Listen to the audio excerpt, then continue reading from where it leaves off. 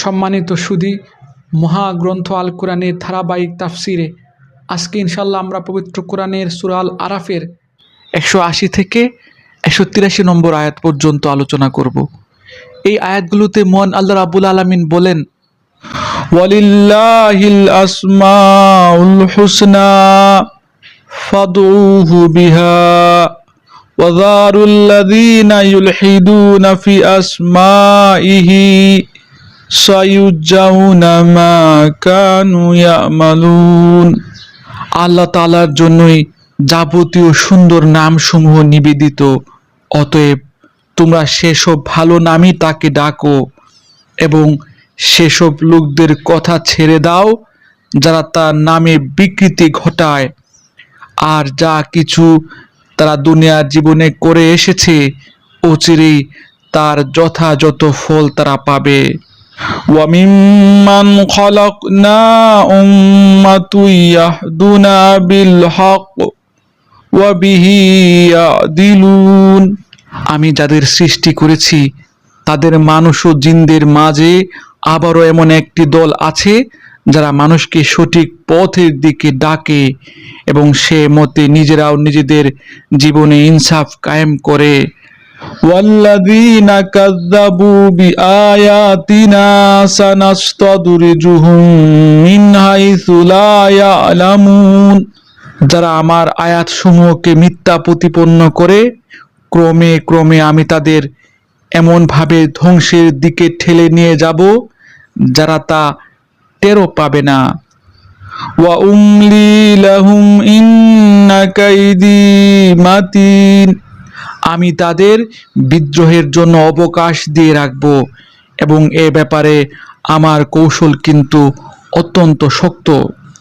আলহামদুলিল্লাহ, চমৎকার 4টি আয়াত।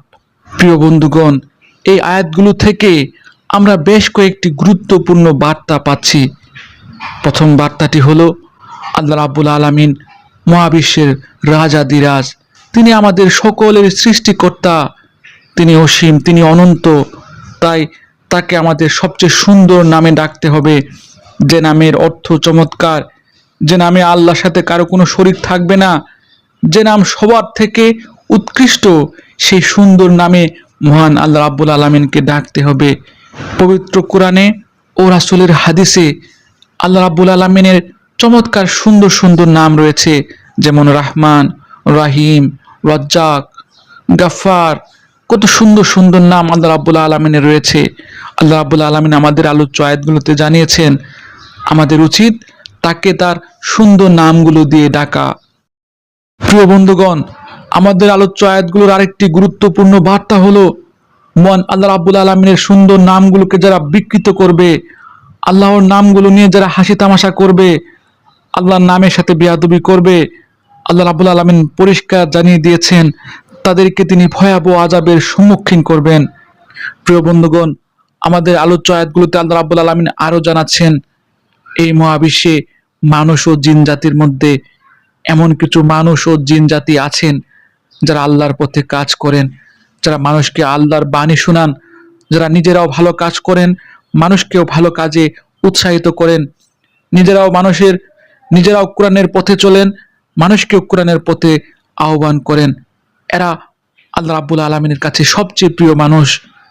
যারা আল্লাহ রাব্বুল আলামিনের পথে দাওয়াতে তাবলীগ করবে, যারা আল্লাহ রাব্বুল আলামিনের বাণী মানুষের কাছে পৌঁছে দেবে, যারা আল্লাহ রাব্বুল আলামিনের কোরআনের বাণী নিজেরা পালন করে মানুষকেও পালন করার কাজে উৎসাহিত করবে, তারা আসলে মহাবিশ্বের শ্রেষ্ঠ মানুষ, তারাই জান্নাতের সর্দার হবে।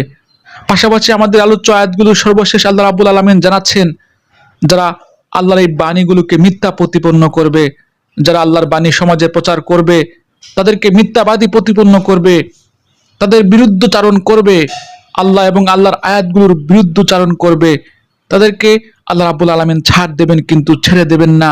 তাদের পরিণতি হবে ভয়াবহ। খুব শীঘ্রই আযাবের ফেরেশতা তাদেরকে পাকড়াও করবে, তাদের দুনিয়ার জীবন ধ্বংস হবে, পাশাপাশি পরকালে তাদের জন্য রয়েছে আরো ভয়াবহ শাস্তি। আর এই গুরুত্বপূর্ণ বার্তাগুলো উপস্থাপনের মধ্য দিয়েই আলোচ্য আয়াতগুলো সমাপ্ত হয়েছে। আল্লাহ রাব্বুল আলামিন আমাকে সহ আপনাদের সবাইকে আজকের আলোচ্য আয়াতগুলো থেকে শিক্ষা গ্রহণ করার তৌফিক দান করুন। এই প্রত্যাশা এখানে শেষ করছি। ধন্যবাদ।